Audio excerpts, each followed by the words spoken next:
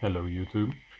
Today I'm gonna talk to you about this all-in-one style PC I made with an Android box. It's the same all-in-one PC that I made yesterday, and yesterday it had a Windows interface and today it's got an Android box. So it's pretty much the same concept. So if you're looking to make a project like this, you can use either a PC stick or a laptop base, or you can use like an uh, Chromecast or an Android box. So this Android box is a quad-core processor with 2 gigs of RAM and 8 gigabytes of storage. It also has 2 USB ports and an SD card slot, Ethernet port, and 3.5 millimeter audio jack, and HDMI. And I don't know if I said that, but it's a micro SD card inside with 32 gigabytes. So with this I can browse the internet, search for anything,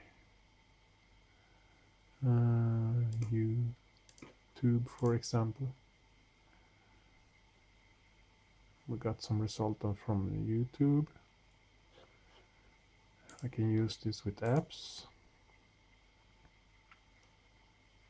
emulation, Spotify, YouTube. So let's pick YouTube.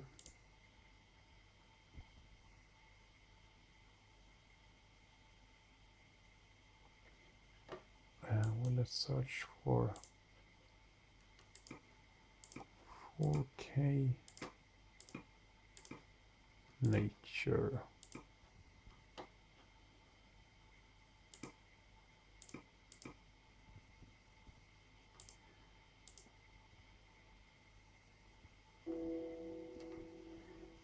And it's the same design as before. You can turn volume up and down here. Headphone, auxiliary port.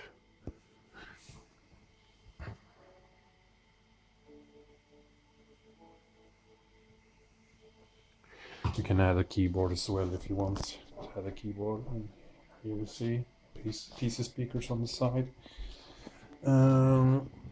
This one got the T95N Android box, and it got a noise blocker XR1 PC fan, a 60 millimeter with a fan cover in case cables or something will get inside, so the fan doesn't stop. For this one, it's sharing the power supply from the fan with the audio, since they are the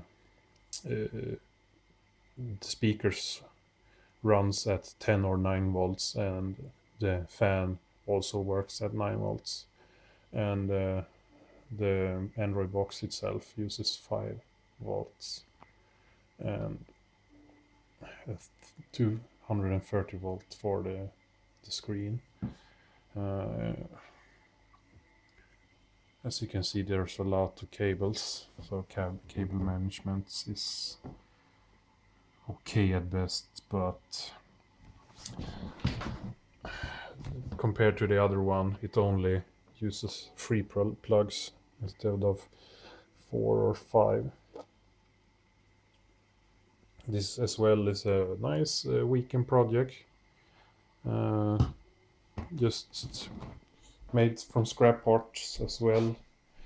The fan was like 10 or 15 euros, and the Android box was like 40 euros, so rest was scrap parts I had laying around. So if you want to do a project like this, it's fairly easy and shouldn't take too long to make. And I just want to show that even though if you don't have a PC stick or something, you can easily use an Android box.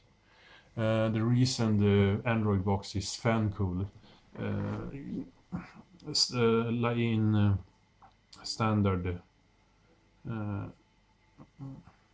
configuration is it's only passive cool, but if we look around, before when I did this, I had the box arranged so that this is the underside was facing the screen.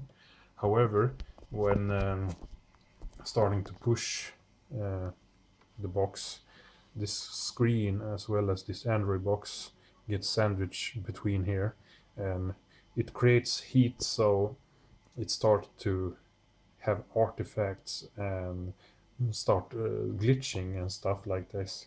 So I turned it upside down, and there are on the side of this fan there's some holes, so this fan is sucking the air out of the Android box and keeps it really cool.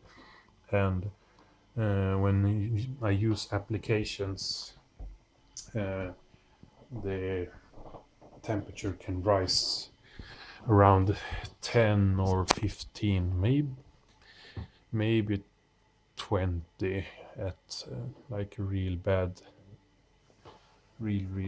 situations. So under no load is like 50 degrees, and under load is like 60 and up. I don't really know how much, but after doing the fan cooling, YouTube have been working great. There has been no lost connection or any hardware failures. It's just have runs really well, and overall it feels more responsive. So it might be overkill to use the fan cooling, but performance has been better than and not worse. So it's I use, and the XR1 is a fairly quiet fan, so you can hear it.